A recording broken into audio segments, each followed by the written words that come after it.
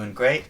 Today I want to go over in a comprehensive manner over spread triads, explaining exactly what they are and showing most of the practical possibilities of playing them. We're going to do some musical exercises where we're going to just play 3 chords, the 1, 4, and 5th scale degree of the harmony consecutively on the neck from each note of the scale.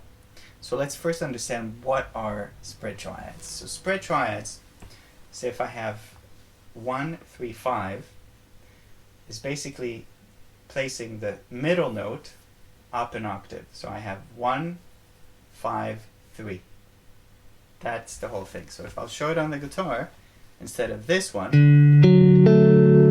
so I'm taking the middle note up an octave. So in this case it's D, F sharp, A, and place the F sharp up an octave. And on the guitar, unlike the piano, you have sometimes 3 or at least 2 different ways of playing it. So 1, 2,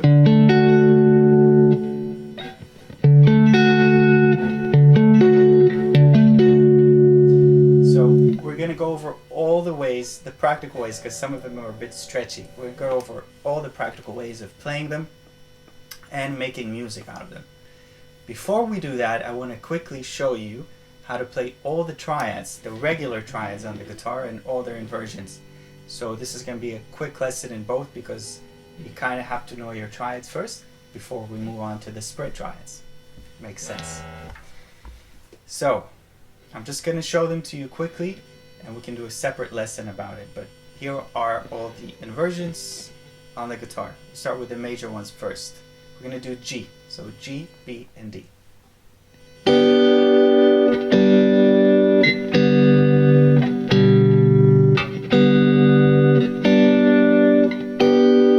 This is coming from the E position. Next position will be a C shape on the 10th fret.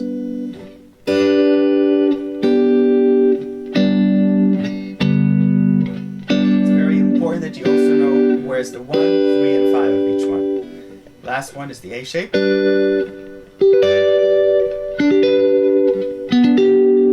each position, glides into the next position. So this one is A shape, this one is G shape. So they're all connected. That's why I switch. Okay, you also need to know it in this way.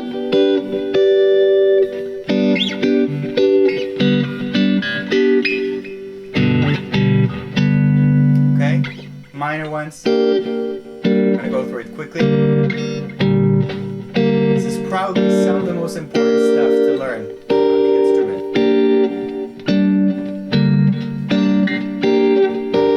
And last one, coming from this shape.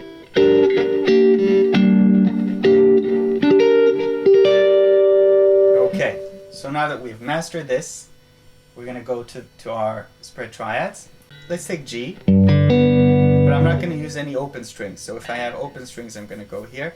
I'm going to first show you from all the possibilities from the 6th string, 5th string, 4th string, and different sides. It's left and right. So basically, on the guitar, if you want to play to the left, it's going to be the root, and then the notes of the chord are going to be to the left of the player. So to the camera, it's going to be to the right. To whoever is playing, it's going to be to the left, and that's what counts.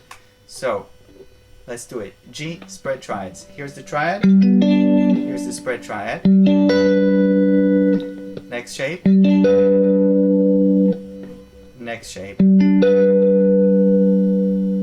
Okay, so we have 1, 2, 3. To play the same thing. 5th string. This one is not very practical, but you can do it. Okay, so again, 3 shapes. And 4th string. Moving on. 3rd in the bass.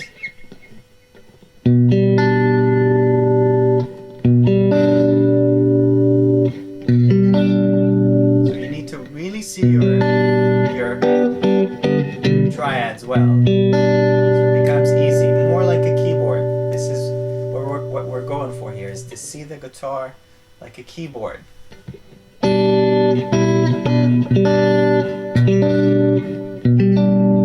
the third and the bass on the 6th string. 5th string, exactly the same.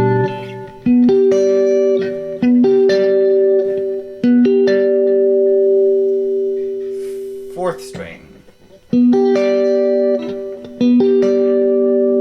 So it's really important to get showing you the same content with different shapes, which is one of the hurdles on this instrument that has to be crossed. The 5th and the bass is the last one. Let's start on the 6th string. So we have the note D. Or like this.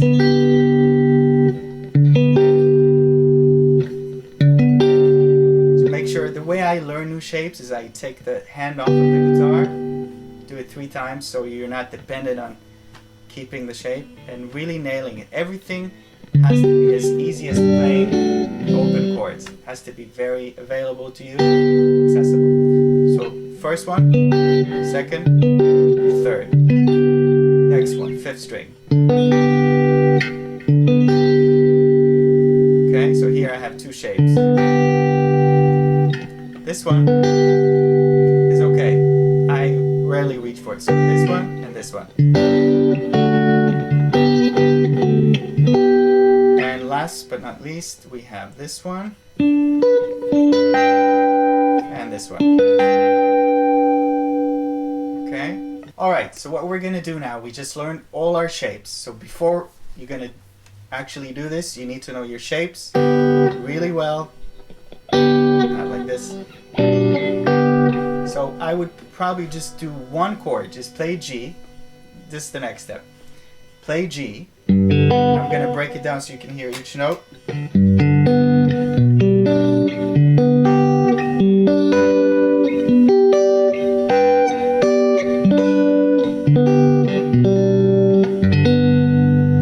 Okay, and playing different shapes.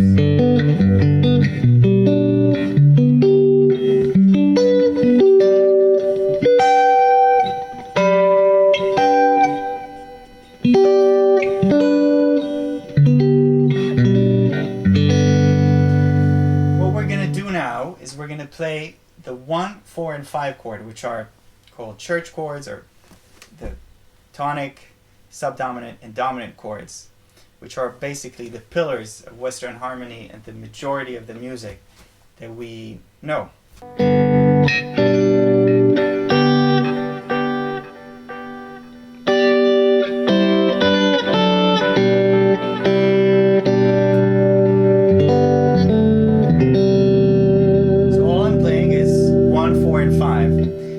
We're going to do it really methodically from each note of the scale. And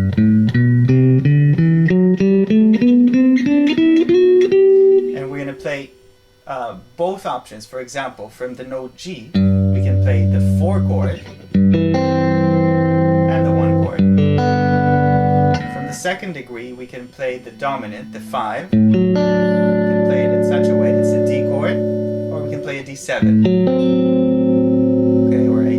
However you want to look at it.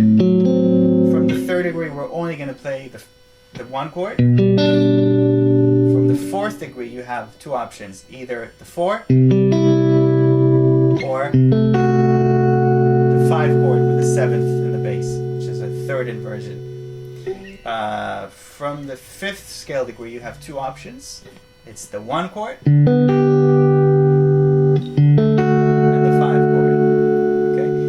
and I really encourage you to have it, you know, have it available everywhere.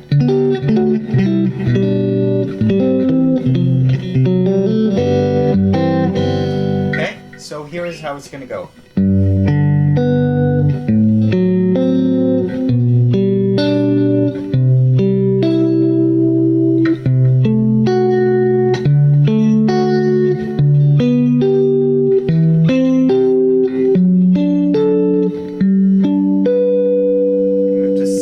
From the 5th string.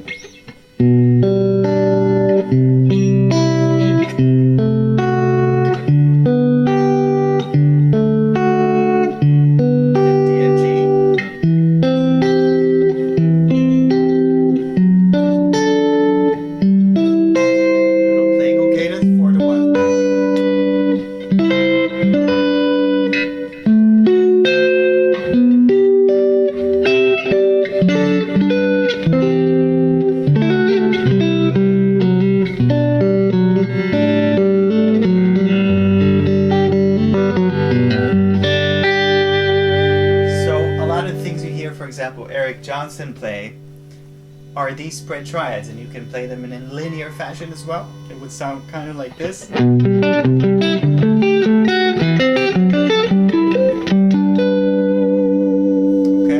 Alright guys, I sincerely hope you found value in this video. At least as much as it served me, so I'm here to give you value and share what I find beneficial, and do it in the most succinct and fun way that I can imagine. So, hope to see you soon.